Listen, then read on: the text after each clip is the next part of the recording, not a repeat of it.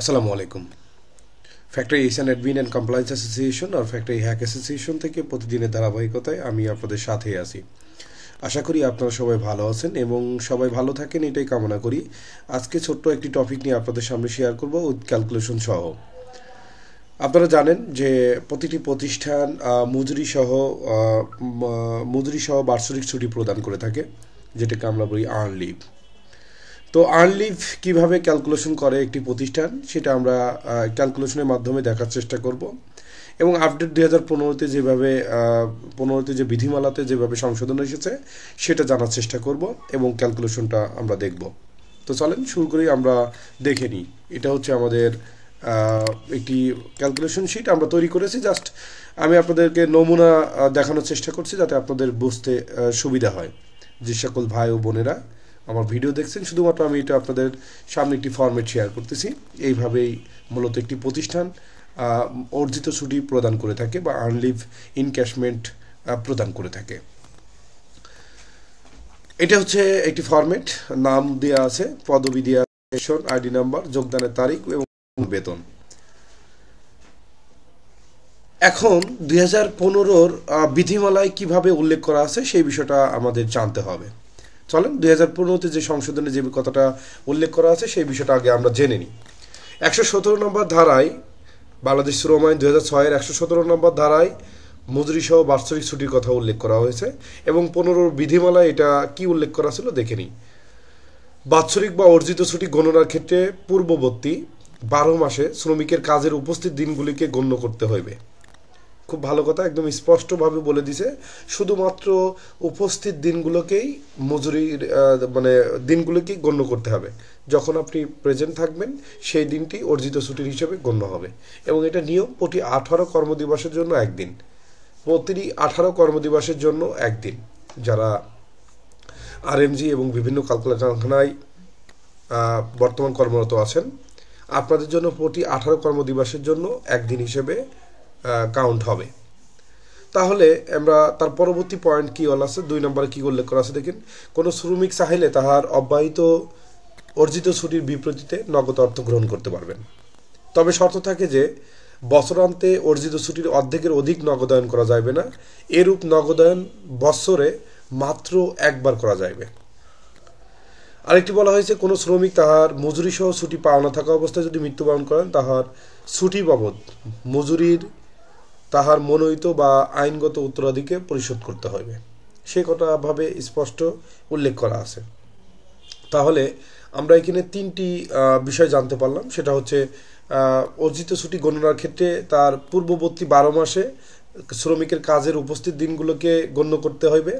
2 নম্বরে বলা হয়েছে অব্যাহত ছুটির বিপরীতে নগদ অর্থ গ্রহণ করতে পারবেন, তবে শর্ত থাকে বছরান্তে অর্জিত ছুটির অর্ধেকের অধিক নগদায়ন করা যাবে না, সেই বিষয়টা উল্লেখ করা হয়েছে। আর 3 নম্বরে বলা হয়েছে যদি কেউ অর্জিত ছুটি পাওনা থাকা অবস্থায় মৃত্যুবরণ করে, তাহলে তার যে উত্তরাধিকারী আইনগত উত্তরাধিকারী আছে তাকে পরিশোধ করতে হবে। এখন আমরা চলেন দেখি, আমরা 2022 আর্ন লিভ ক্যালকুলেশন করব। এটি এর নাম হলো ক্যামেলিয়া মুস্তফা। এনার টোটাল 365 দিন। আমরা যদি হিসাব করি, বছর হলো 365 দিন। এর মধ্যে আমরা 283 দিন তার উপস্থিত দিন হিসেবে কাউন্ট করেছি। আপনারা জানেন যে সমস্ত ধরনের ছুটি এটা থেকে বাদ যাবে, শুধুমাত্র উপস্থিত দিনগুলোকেই কাউন্ট করা হবে। তো 754 সরকারি ছুটি 11 দিন এবং এবং অন্যান্য ছুটি ছিল তার 12 দিন। অন্যান্য ছুটি আমরা যে কোনো ধরনের ছুটি বুঝাই, অন্যান্য সব ছুটি আরও 12 দিন ধরেছি এবং অনুপস্থিত দিন তো হচ্ছে 5 দিন। তাহলে তার প্রকৃত কর্মদিবস হচ্ছে 283। তাহলে আমরা যদি আর্ন লিভ ক্যালকুলেশন করি, তাহলে তার উপস্থিত দিনকে 283 দিয়ে যদি আমরা ভাগ দিই 18 দিয়ে, তাহলে দেখবেন আসবেন 15.72। তাহলে 15.72 যদি আসে, তাহলে কি বলা হয়েছে, অর্ধেক নগদায়ন করবে। তবে এখানে একটি বিষয় আপনাদেরকে বলে রাখি, এখানে শ্রম আইন অনুযায়ী বলা হয়েছে অর্ধেক নগদায়ন করার জন্য, কিন্তু আমি অধিকাংশ পোশাক শিল্পের প্র্যাকটিস দেখেছি তারা ফুল নগদায়ন করে, অর্জিত ছুটির টাকা ফুল নগদায়ন করে, ফুল নগদায়ন করে এবং এটা তারা এটা বোঝাতে চায় অডিটকে বা বিভিন্ন দেশকে, তাদের গুড প্র্যাকটিস হিসেবে তারা দেখায় যে তারা ফুল পেমেন্ট করবে। সেই হিসাবে আমি দেখেছি ফুল পেমেন্ট করে।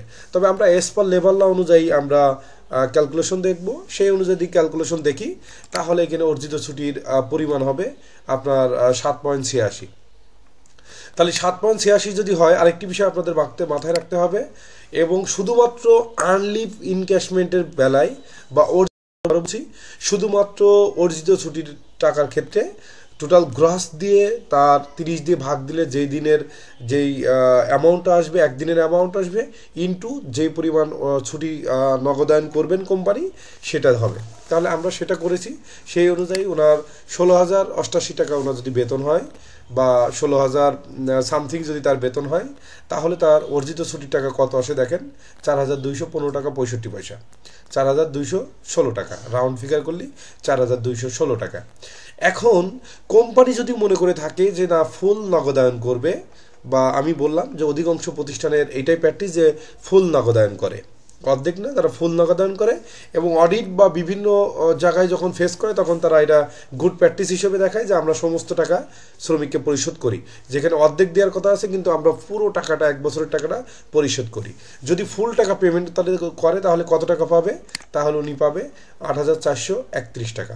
এই দেখেন, এটা 8,431 টাকা উনি পাবেন। এটাই হচ্ছে আর্নলিভের নিয়ম এবং ক্যালকুলেশন। যদি কারোর বুঝতে হয়, অসুবিধা হয়, তাহলে কমেন্টস করবেন, আমি সাথে সাথে আপনাদের জানানোর চেষ্টা করব।